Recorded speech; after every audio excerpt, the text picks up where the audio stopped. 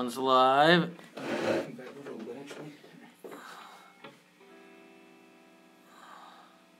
All right.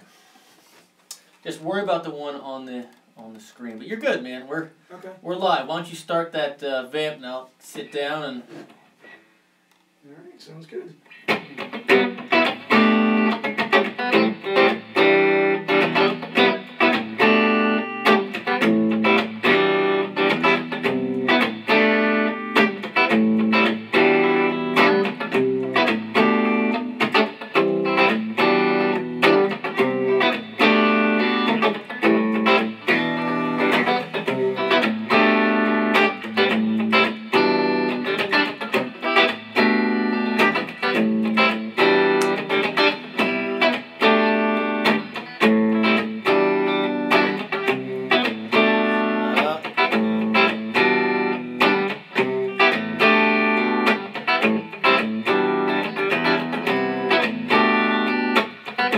Keep going, I'm getting connected. Sure.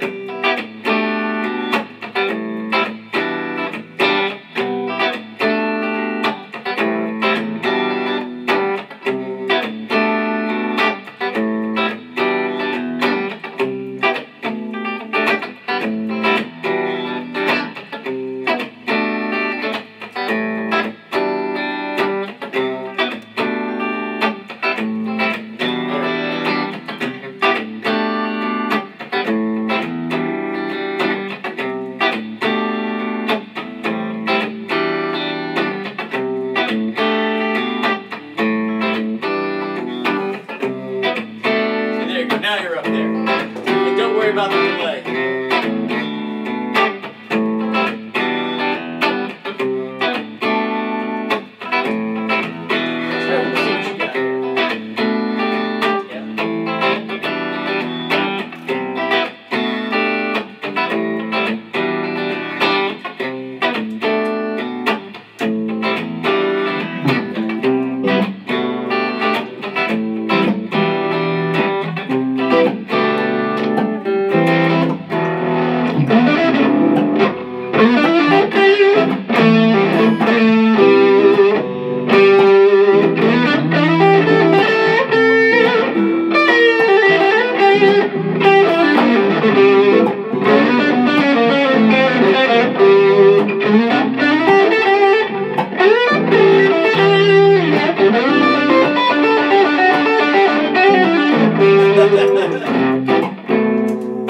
Keep going.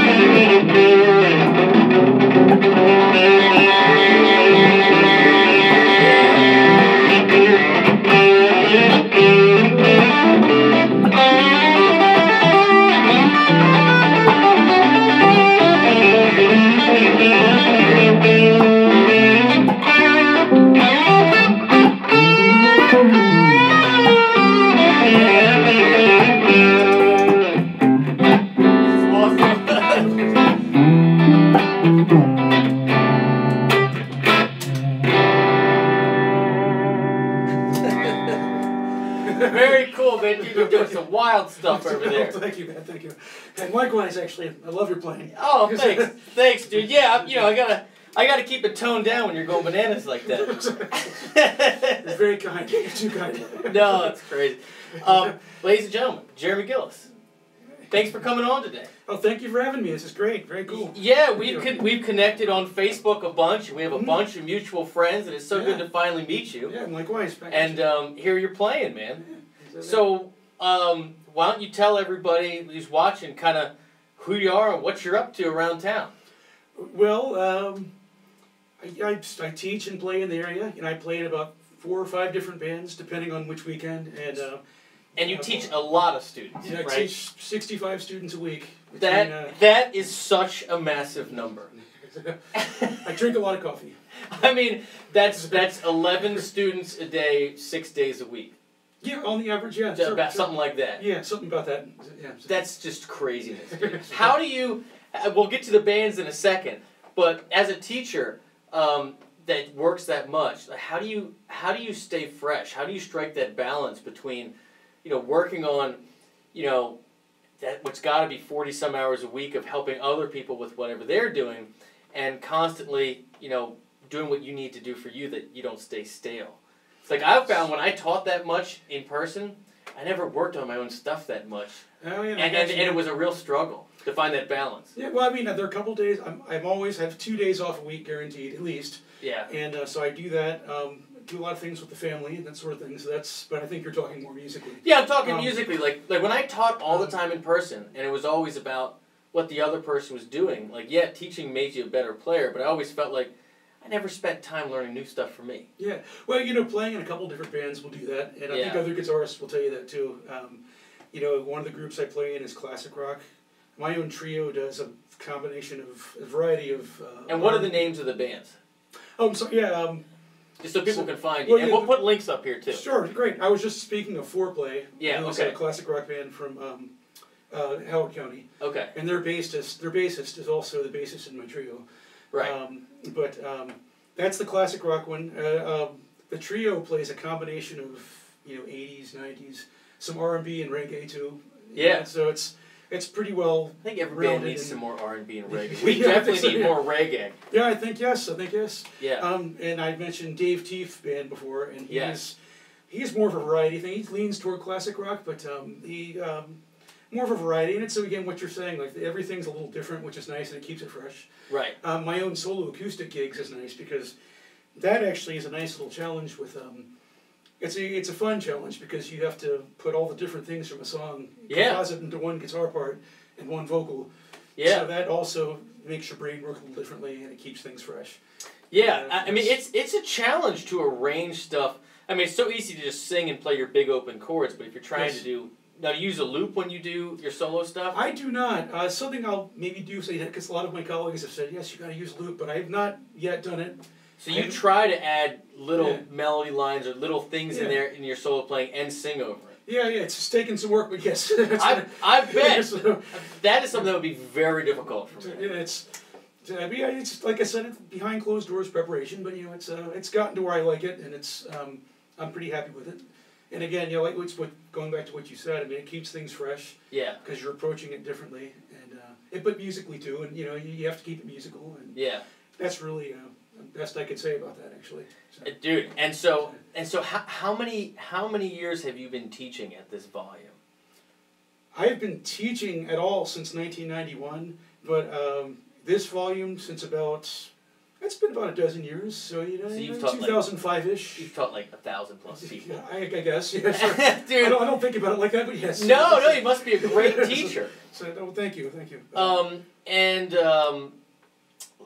So the other band you play in one more that's kind of like my band, which is you do more corporate wedding stuff too, right? Yes, that's Radio City. Gotcha. Which is fronted by Scott Himes, who, as I was saying, is a music ambassador of sorts in Annapolis. Right. And in fact, I've known him since I was about 16. He actually ran sound for one of my bands back then. Right.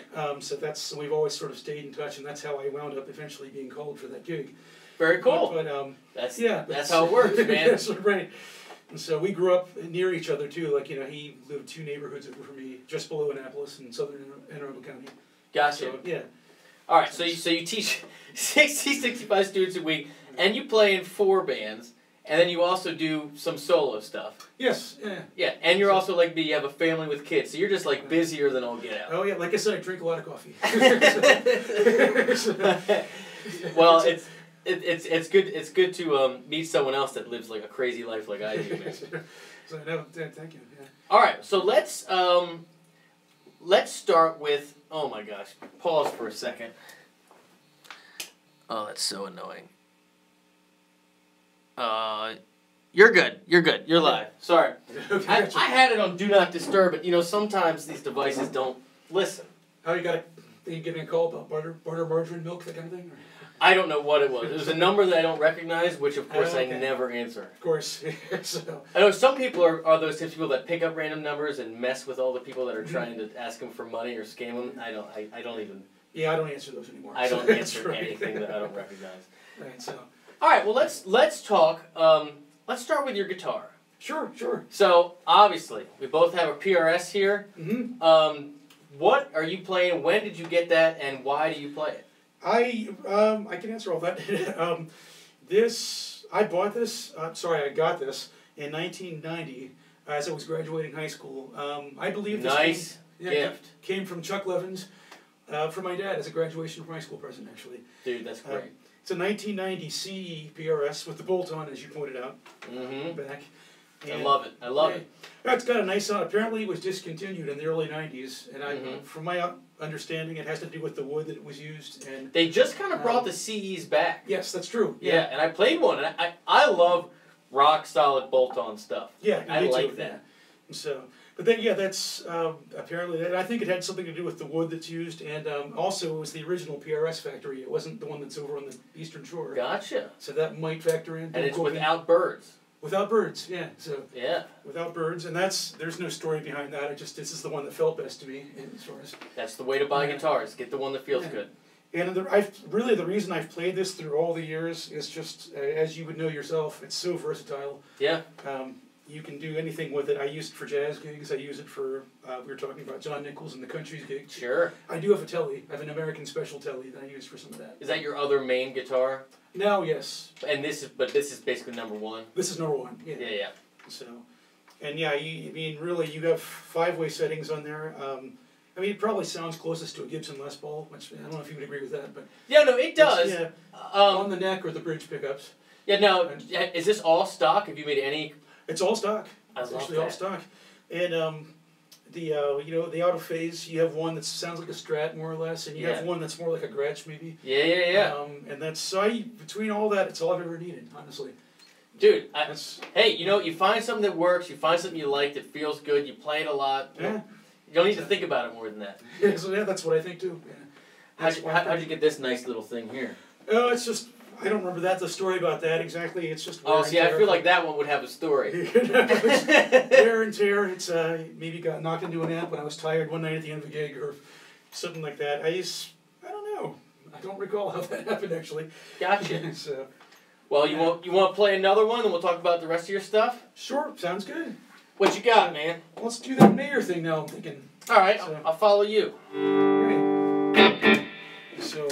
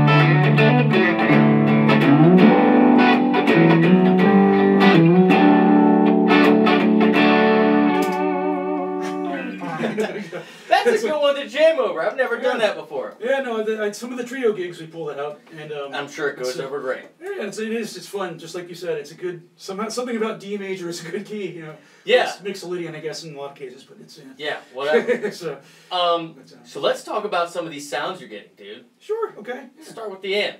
Old Faithful, huh? Yeah. It's as I said before, my gear is pretty basic, old school, random even. So, but love yeah, that. it's a Fender Hot Rod Deluxe 3 specifically, and yeah, it's got. I mean, the drive is just about all the way up. Though I have, I don't know if you caught what I was doing over here. No, I didn't. So what I do actually is, and a lot of guitarists are gonna go when I say this, but it's all right. Do it. Do it. I actually play with the gain channel on, and your volume knob. And the volume, I do what's Eric Clapton called it the woman tone. I've never heard that, but I'm very familiar with that technique. Sure. That's apparently Cream is the first time he did that, or the first person that did that, I suppose, in that setting. Well, yeah, that's exactly what I do. I keep the gain channel on, but not the full boost at the same time. So it provides a little punch, and a little more. It's a rounder sound, I think. Yeah. And yeah, just bring the volume back about. I'm stationary on about 6 or 7 on the volume typically. Yeah. Then for the solo, I turn it up. Standard. Yeah. So. I'm with you on that. Generally speaking, I prefer to play single channel amps. And of course, that's kind of like the same basic approach. If you get one that breaks up instead of one that like tries to be super duper clean. Yeah, but like I was saying before, I do use the clean channel for jazz gigs. Right. You have your. You have all the. Perfect. You know, it's close enough to a hollow body without having one, I guess. Yeah. You know, basically, so that's basically how it works there as far as the amp. Yeah, and then you got your knob missing, but where do you keep your drive on this thing when you keep it on the gain channel? Just where about? 2-ish, 3-ish? No, the gain is actually pretty far up. It's around 8. Is it really? It's about 8. But again, I'm back on this enough. Right. And also, I don't know if do me a favor. Give us an example as far as like what your normal sound is, then on 6 or whatever, and then turn it up so we hear the difference. Sure. And the other thing I don't know if you caught is I usually play rhythm on one of the out of phase settings. I did not. I would love to hear that sound. Let everybody hear that sound without me playing. Sure, and the tone is right around 4.5. Right. But yeah, so what we were just playing.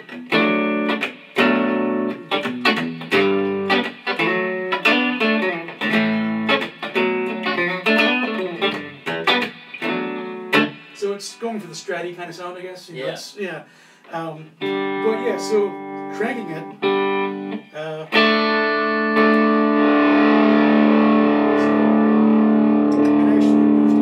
So you did hit the more drive though when you do that. I did hit the more drive. Yeah, okay. And I did hit the equalizer that you see there. Yep. The EQ pedal. Really, it just has the volume control on it. I keep it flat. I see that. Yeah. And it just boosts a lot of the gigs that I play are in the smaller pubs with not necessarily. So that is just basically a boost. It's a boost, yeah. So it's. And it works. Yeah, I often don't. There's not a sound man, so it's just what I do. And yeah. That's the whole story behind that, basically. So. Makes sense, man. Yeah. All right. Well, let's talk about the rest of the stuff you have on your board, and what you use for different gigs. Yes, sure. Some of the different sounds you go to for whatever. Well, yeah, as I was saying before, with the 2 delay pedals you see on there, I have a flashback from the TC Electronics. I love the sound, but it doesn't always work reliably. I don't know if I've had it repaired too, and it still was wonky after. So, and it also weakens the signal here and there. So I don't use that as often. Right. I have a Wazacraft Boss delay, which is just a couple of years old. It's pretty new. Yeah. And that's I found to be the more reliable one, at least. It keeps more of the signal. You can kind of hear and you can certainly say it's versatile enough to you can set it for sure a slapback, rockabilly kind of thing, or more like what I guess the David Gilmour sound is more what I was going for with that kind of thing. Good sound to go for. Sure, yeah, it's one of my favorites. So. Yeah, for sure. And then, as I was saying too, so I have an MXR analog chorus. And that's usually for the trio gigs because we do a lot of Police, a lot of U2, 80 stuff. Yeah. Like your. You gotta have. Yeah. And whatever. So it's used for that. That is exact. so it's mostly for that group and the trio plays that I use that. For those kind of songs. Right. And there are some U2 things in there, and the chorus and the delay is set a little heavier for those. But other than that, really beyond that, I'm just kind of through the amp, and I have the boost for the leads, which is the equalizer pedal. It's Boss EQ. So. And I like that. There's so many different types of guitar players. And we talked about this off camera, but it's worth revisiting. Sure. I'm very much shooting towards minimalism. You know what I mean? Yeah. And having less choices. Have you always been someone that really just had a couple pedals? Did you ever go through a huge phase? Has this been something that changed over time? No, I think I've always been low. I don't think I've ever had a lot of pedals. And I've had that's the pedal board that I actually have had for many years. Yeah. And it's funny, we talked about Chuck Nugent from Tripwire. Yeah. And how I've known him for many years. He actually built me this pedal board. He may not remember that when he sees this, but we'll be sure to tag him with the timestamp so you can see it. So he built me this pedal board around 1995, if I recall, and I've always kept it. Well, he must have done a good job building it. So, and that's so. But literally, there's never been. I know there's been turnover in the pedals. I've had some digital equalizers, and I've had. I had some pedals that were more indicative of that time. I had a Boss stereo chorus from way back when. Right. And back in those days, though, and I probably had an MXR delay at some point and some things like that. But I did have a wah-wah from time to time. Yeah. But no, there were never. I couldn't live without my wah. Yeah, absolutely. Yeah. There's never been more than about 4 pedals on my board ever. Honestly, Gotcha. I've always been, and like I was saying off camera too. A lot of the sound comes from this guitar. I mean. And look, I mean, if that's really what you're trying to do is amplify this thing, which has the sound that you want, then what else do you need to do? Yeah, the pickups are great, as you know yourself, and This year. Yeah, dude, I love these. Have you ever played one of these 594s? I have. Oh, they're great. Yes. Oh, dude, these pickups are so transparent. Mm-hmm. I love them. Like this, just the single coil sound. Yeah. It's great. Oh, yeah, that's really nice. Yeah. Very fat. Yeah, it's really nice. Yeah, dude, it sounds great. It's full and round sounding. Yeah, it's great. So. Same deal with jazz gigs. That would work perfectly. You know, so. Yeah. So. Now, do you do a lot of jazz gigs? Because I do 0.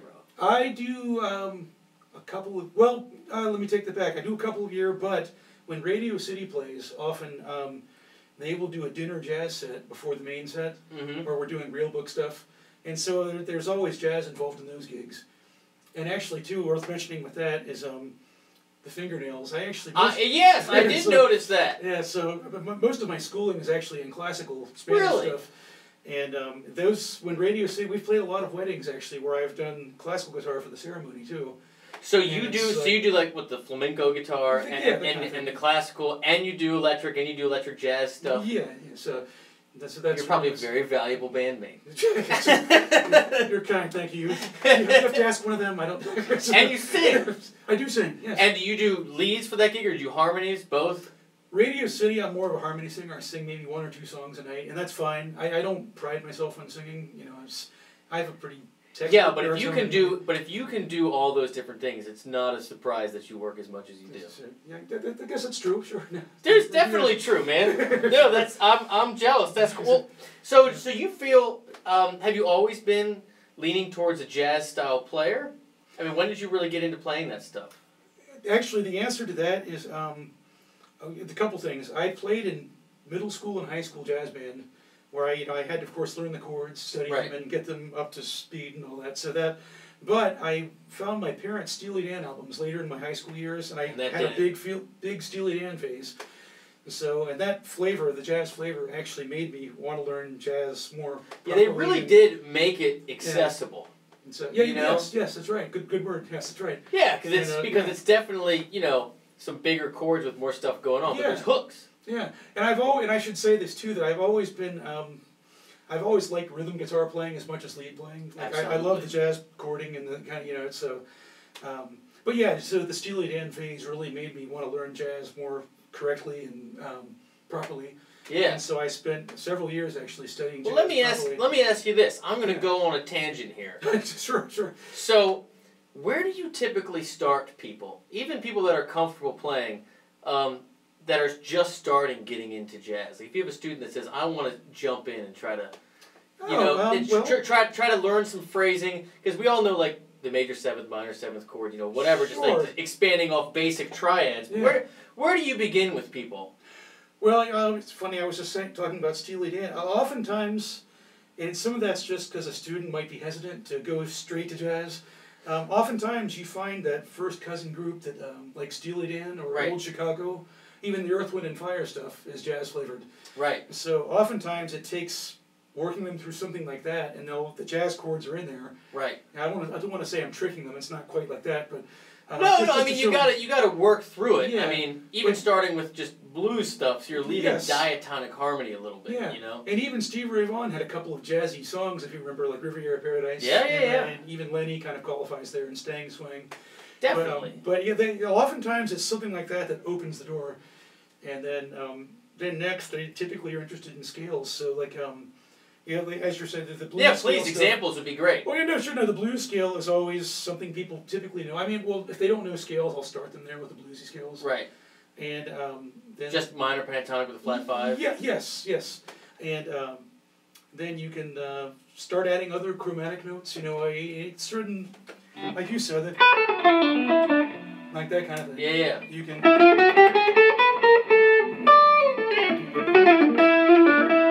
Little chromatic notes will actually flavor it up, and then you maybe move to straight mode stuff at that point. Right. With starting with major stuff probably, and I have different activities I use for mixing up scale notes to make it more melodic and that kind of thing. Interesting. That all factors in, I think. But that's really, to answer your question, is I typically have to find something else to open the door. Whether it's you know, for me personally, I'm not a very good jazz player. A lot of it because I don't. So at all. I've heard some nice jazz licks actually. Well, so, I personally find it hard to bridge the gap from, like I come from such like a country-ish blues background. Okay. Yeah. Where and I don't listen to much jazz is the main issue I think. Yeah. Okay. Gotcha. And so like I find it hard to make those jumps in my head as far as like am I hearing a more jazzy line versus, you know, Gotcha, sure. I tend to always sit back into like, oh, I'm hearing kind of like a country melody. You know what I mean? Sure. And it's hard. It's kind of hard to bridge that gap, even for someone like me who is very comfortable theory-wise and scale-wise. It's not intuitive for me. Well, I will tell you this too. It's worth mentioning is jazz has a big umbrella. Right. And, I know. Yeah, sure. And actually, I favor the slightly older fashion. I like the bluesy jazz personally. Right. Whether what are some? Well, Larry Carlton, I guess, is like that. Jimmy Bruno is like that. Right. Barney Kessel is probably the earliest example I can think of someone like that. That bluesy but with chromatic lines. And, you wanna play an example and see if we can go back and forth? Okay, sure. Something not too crazy for me. No, sure. Well, how about something like the autumn leaves changes? Oh,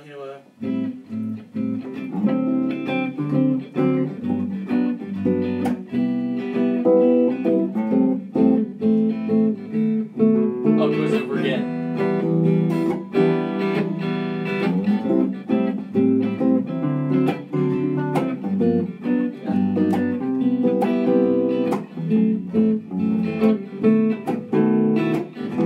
Yeah, something like this.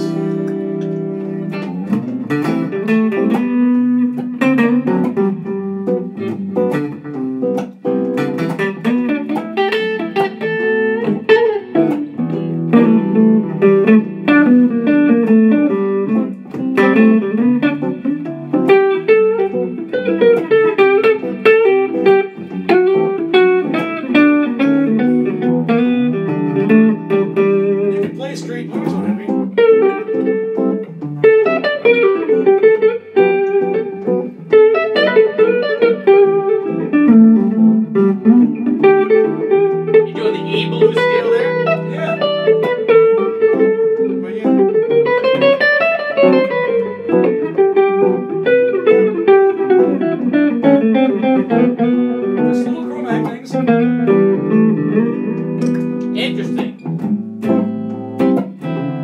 So when you go over that, you're kind of thinking E as your bass line? Yeah, or G major too, to some degree, yeah, so, yeah.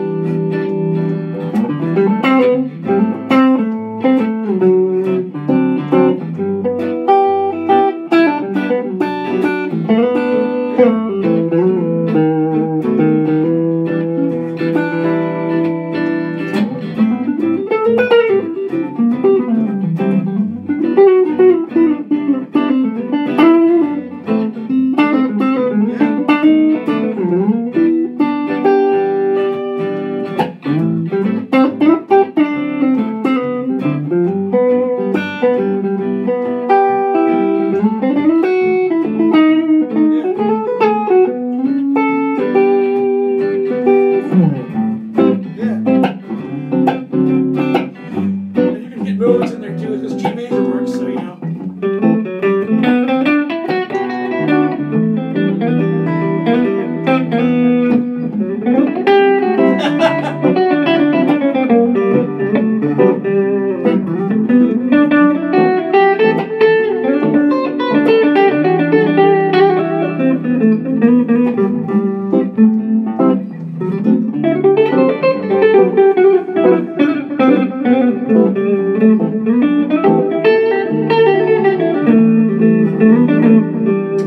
Things like that, so.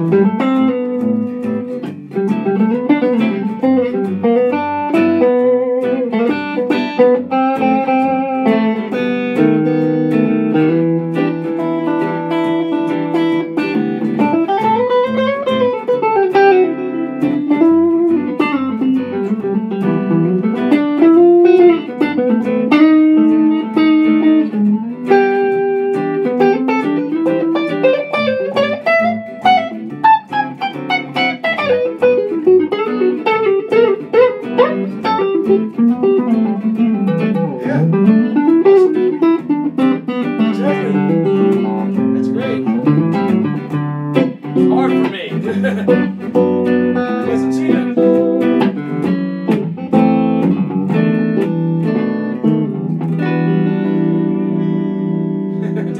All right, let's talk about that a little more. Sure, of course, yeah. All right, so you give someone those changes. Sure. Obviously, you know, you're in the key of G, so it's like a 2, 5, 1, Correct. 4 major 7, That's right. and then I don't know how, you know, 7-ish, you know, Right. 5, you know, 5 of 6, whatever. Anyway, so when someone's starting to take a lead, Okay. will you start them E blues? We start them G major and hunt around. Like, how would you recommend someone start learning phrases for something like that? With that specifically, actually E minor first. E minor first. E minor first, and I've just found it easier personally, and other people might say differently. You know, it's always. Dude, subjective. I'm like so curious. It's always subjective, but no, E blues first, because I always find it's easier there. Then you can explain that G major is the same thing, even physically. That just, you know, 3 steps up, 3.5 steps up, G major, and it happens to be the same thing. Yeah. And then I expand from there to something like, you know, it's kind of a Dickie Betts Allman Brothers scale, but it's but it's no, that works. But yeah, and then expand from there. Then usually the mood stuff I might start gently then with, you know, the Ionian that everyone sort of learns first. And, yeah. You'd start in an E zone there. Yeah. Yes. Just as a starting place. Yeah. So obviously that's interesting. Yeah. See, because like when I'm going through that, you know, I'm thinking to myself like, you know, nail the D sharp over the B7. You know, like get that because that's out. Yes. You know what I mean? Yeah. And I do. Well, that's. But besides that, you know, like little stuff to sell. Besides that, I'm like totally hunting and pecking. I got you right. I got you. No, it sounded like you did great actually, but no, you're right. There's certain target notes you need, like you said. And there you got a D sharp that should be emphasized, and so yeah, and that I usually do that kind of on the spot as we're going through those things. Like, you know, and they'll hear it in the ear typically. You know. Yeah, because like you hit this one to this, you know, before the E, and like, so it's like I'm gonna go with the C here, you know, grab that, you know, and then try to jump over, make that move, that, you know, so at least I can resolve on there and then go back to, you know. Yeah, right. That's true. Yeah, there are always little target notes you want to watch for. Yeah. So it's That's cool. But all those are inside this. They're mostly inside that scale, which is nice because even the A minor 7 that starts it is right there.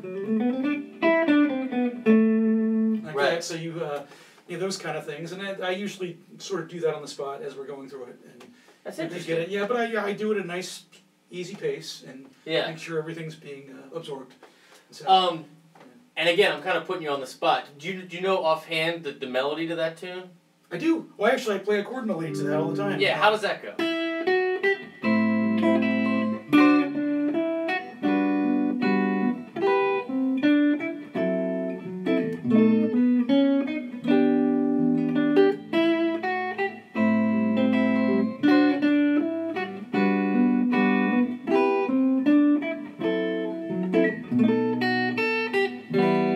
And that's the first bar then.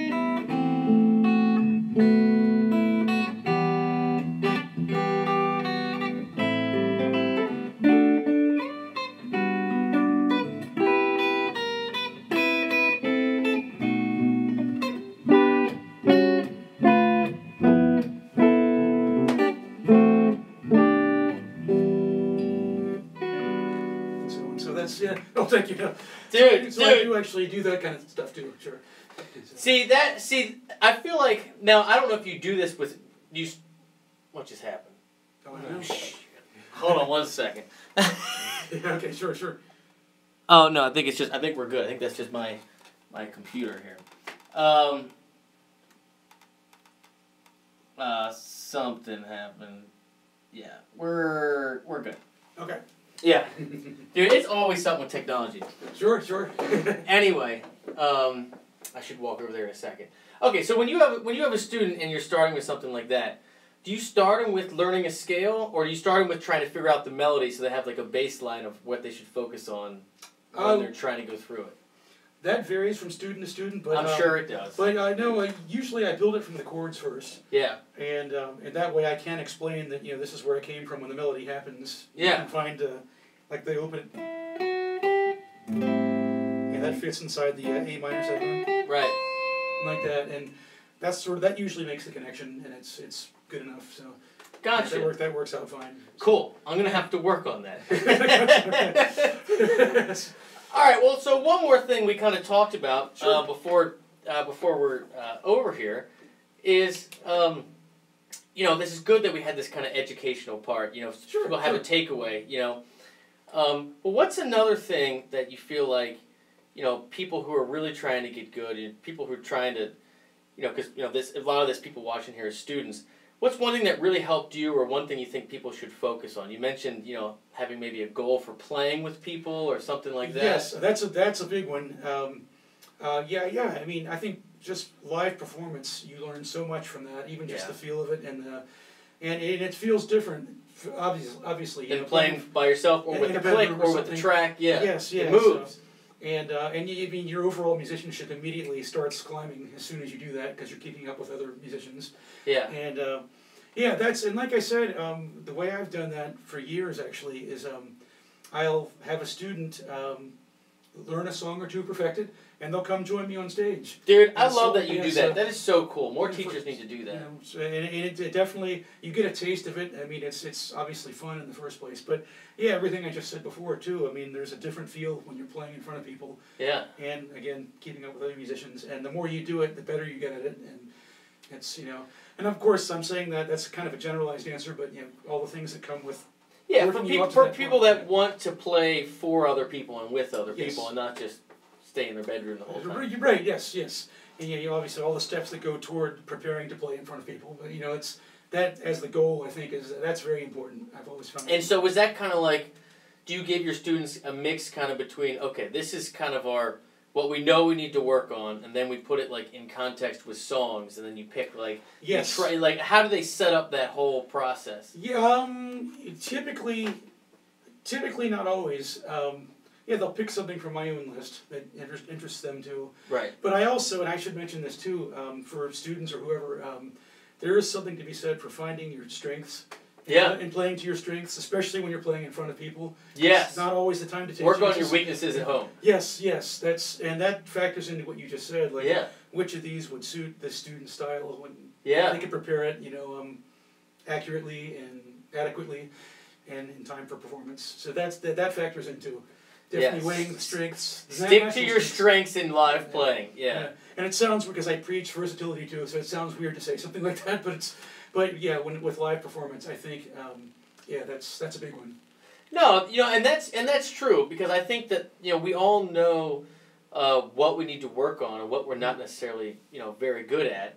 But at the same time, if you're gigging and you're doing this and you're out there having fun with your friends, I mean, you should play to your strengths. You should try to put on a good show. You should try to not work the kinks out live all the time. Sure. And I think most musicians would agree with that mindset. Yeah. And especially a vocalist, for example, everyone I think has a certain type of singing voice, and that should be catered to. I've never even thought about that, but that has to be true. Yeah. So at least for me, that's subjective to some degree. But for me, I have a certain type of voice. I pick certain types of songs. So yeah. Especially if you're doing all the gigging that you're doing, you got to save your voice and everything. You have to so that's just something I thought was worth mentioning. So. Yeah. Well, that's been really helpful, dude. That's awesome. Let's play one more and then we'll call it a day. Sounds good. Okay. Yeah. All right. Let's do something. We've done a bunch of slow stuff. Why don't you pick something quick? You feel like maybe Latin? I had an idea with a... Dude, I have no idea, but I'll try. How about maybe Santana, the Evil Ways?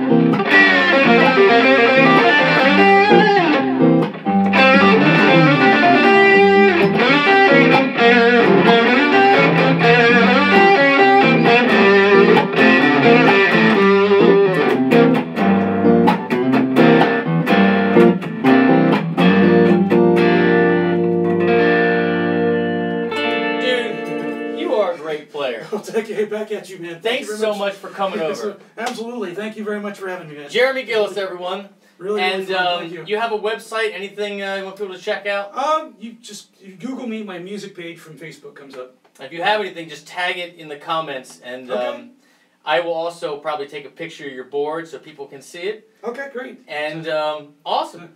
No, thank you very much, man. This was really fun. Yeah, for sure. Thank you guys for tuning in, and for all the Guitar-Gate subscribers out there, I'll be live at 10 p.m. tonight, and we're going to go over some basic melodies for going over 1-4-5 changes.